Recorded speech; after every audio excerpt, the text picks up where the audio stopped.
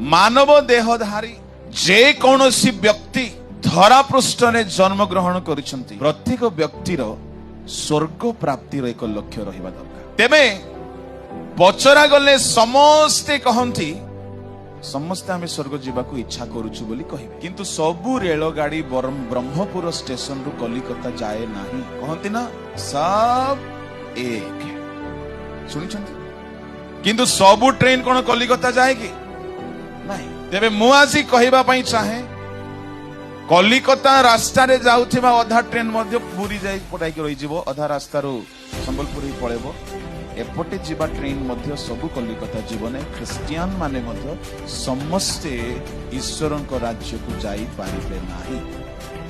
तेबे आगमन समय रे ऊर्ध्व को नीत हेबा पाई रैप्चर हेबा पाई कौन कौन बेसिक रिक्वायरमेंट अच्छी ताहा मु आज आपन को कहबा।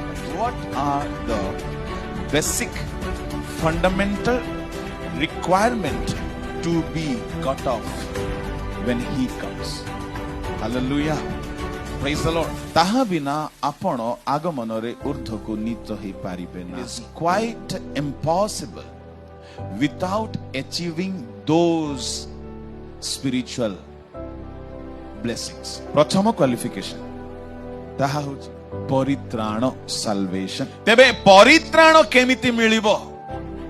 परित्राण जने व्यक्ति पाइबा पाई हेले तहिरे मध्ये 7 सोपान अछि। ताहा बिना आपनको परित्राण रो कन्फर्मेशन नाही। प्रथम सिम्पटम्स होची कन्विक्शन बोध, और द्वितीय सोपान होची रिपेंटेंस। रिपेंटेंस यानी हिंदी में पश्चाताप, ओडिया रे अनुताप। Praise the Lord, hallelujah. And third is confession.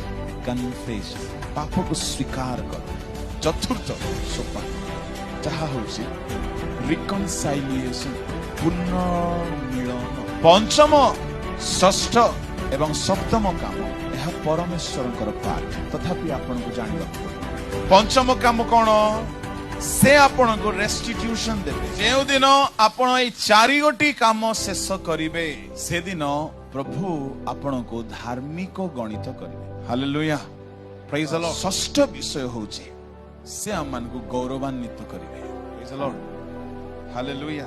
सप्तम विषय विश्वास करिबा।